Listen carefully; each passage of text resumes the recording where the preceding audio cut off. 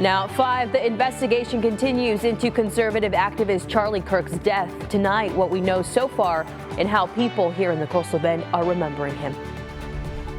And on the south side, motorcyclists veered up their bikes in memory of fallen CCPD officer Vicente Ortiz. The special gift they presented just ahead. Chris 6 News starts now.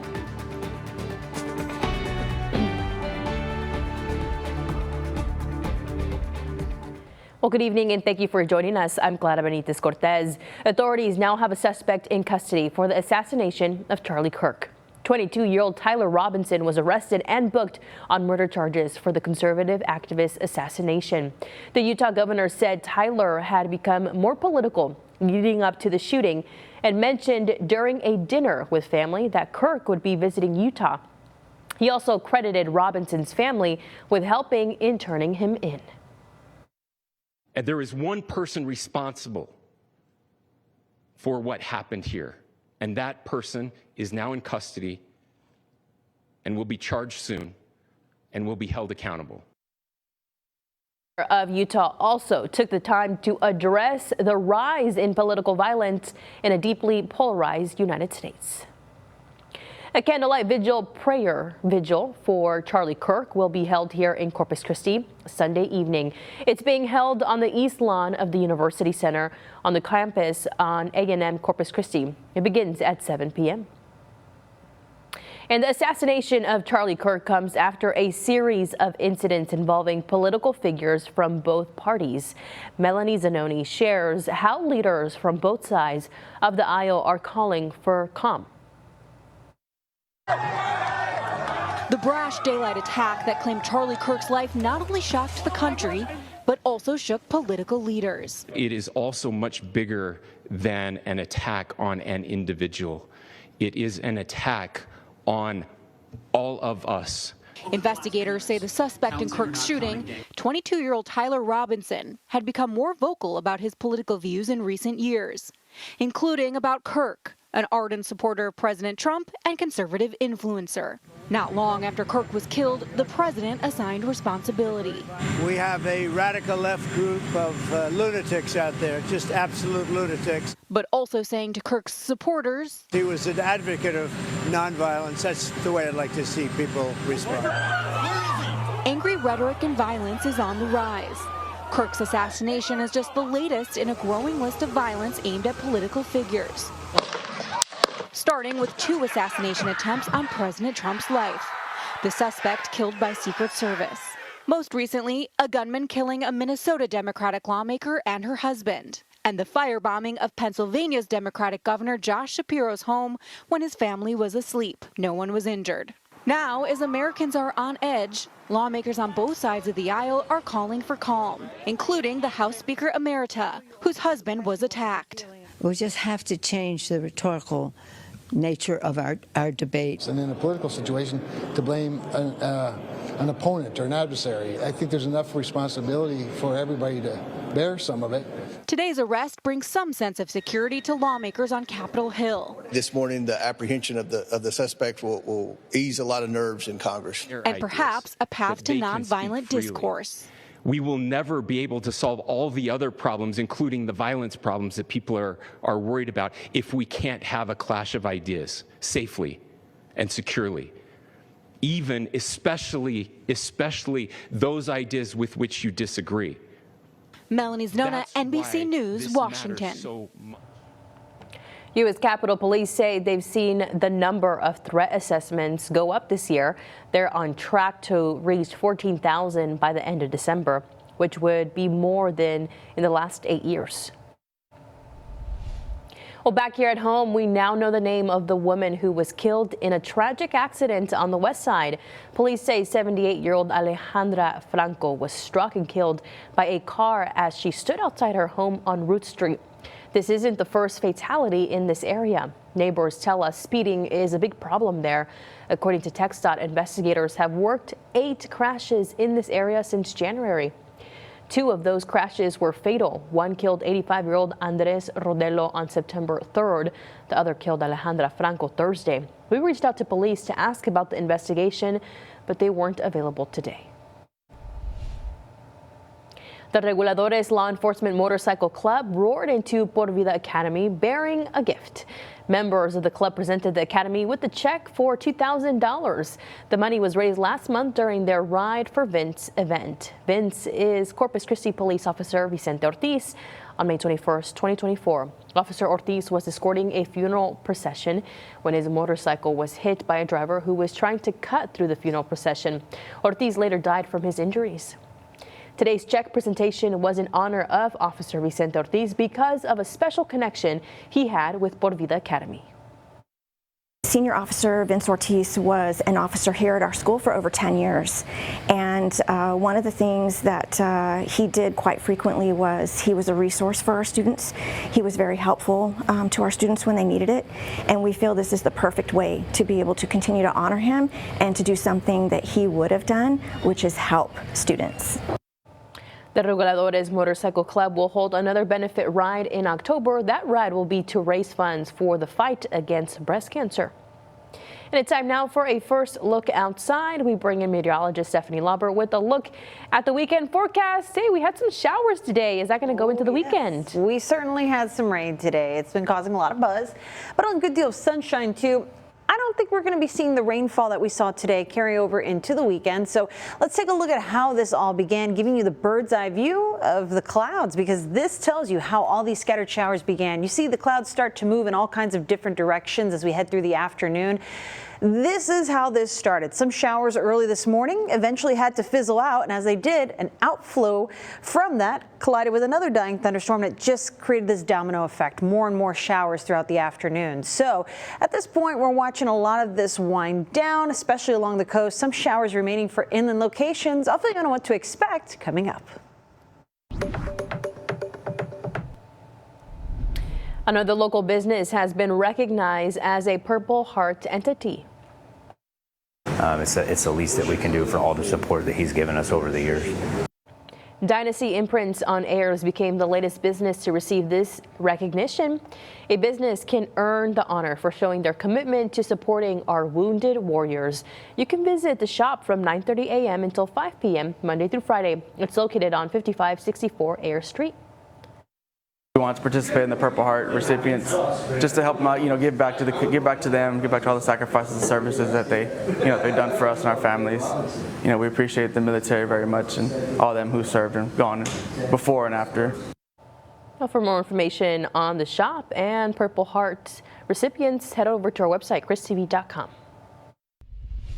Every parent wants what's best for their child, including quality education. I'm Michaela Chavez, and I'll tell you about a program that could help families afford it. You're watching Chris 6, part of the Scripps News Group. Parents, sending your child to private school could feel financially out of reach, but the Education Savings Account could help. I'm Michaela Chavez, your Sunrise Neighborhood News reporter on the South Side. I'll show you how this new program is opening doors and shaping kids' futures.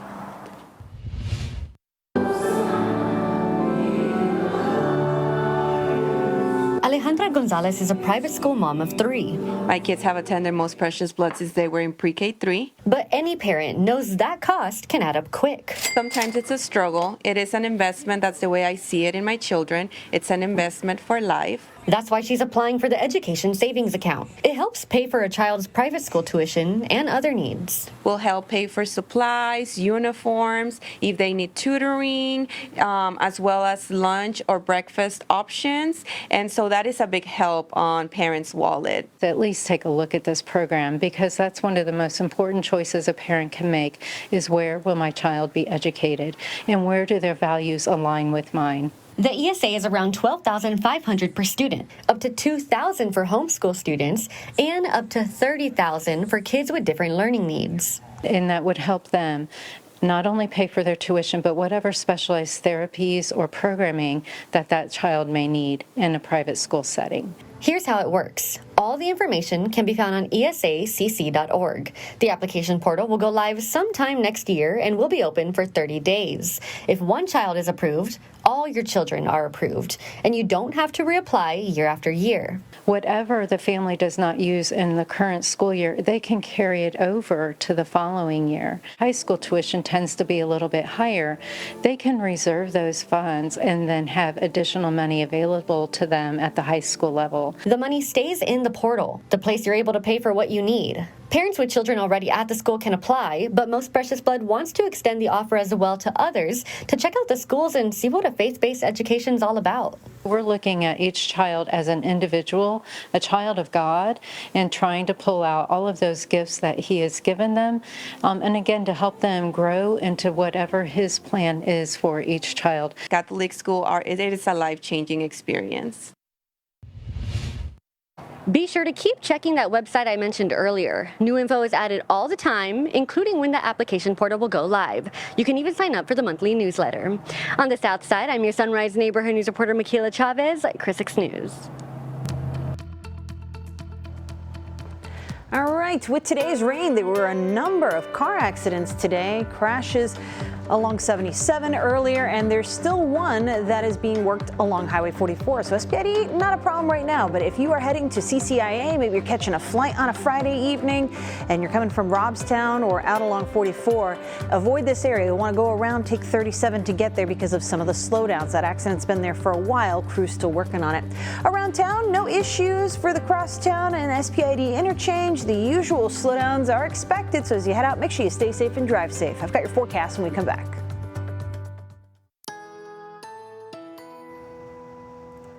All right, if you needed any reason to be jealous of your neighbors, it's that a lot of folks are taking the boat out right about now. The rain has all but cleared for a good chunk of the coastal areas of the coastal bend, the coastal bend. But if you have plans for inland neighborhoods, we're still going to be dealing with this rain for a little bit longer. Let me show you the radar right now, where a lot of this rain has moved inland, but while it cleared the coast, we've had a couple of storms forming afterward between about Highway 77 and out toward the 59 corridor. So zooming in on what rain lingers right now, a couple of scattered showers across Live Oak, McMullen County. So Tilden's getting in on some of the rain.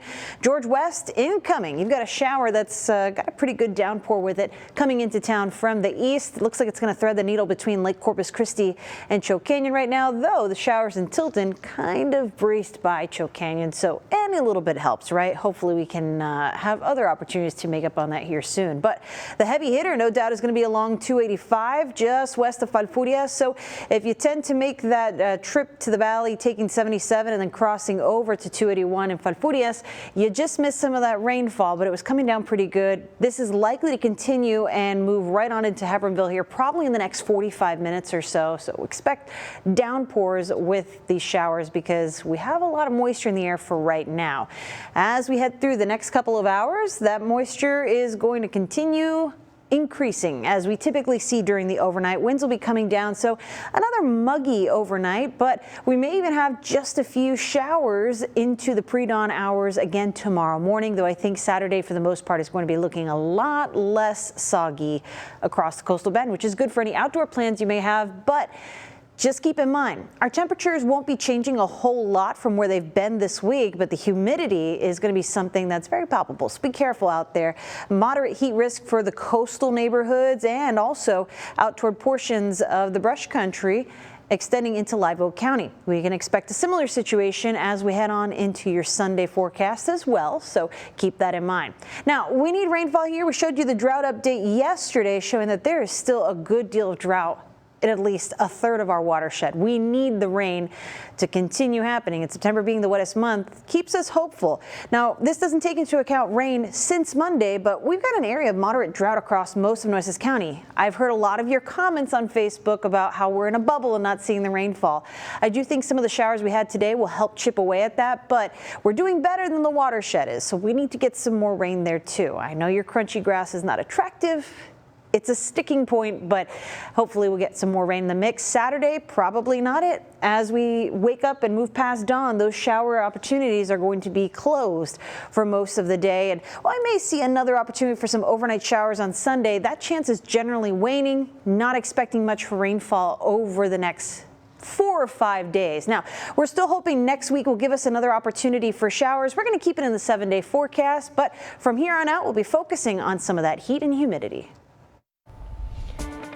Looking for something to do this weekend? Coastal Bend Weekend is coming up next with fun-filled events.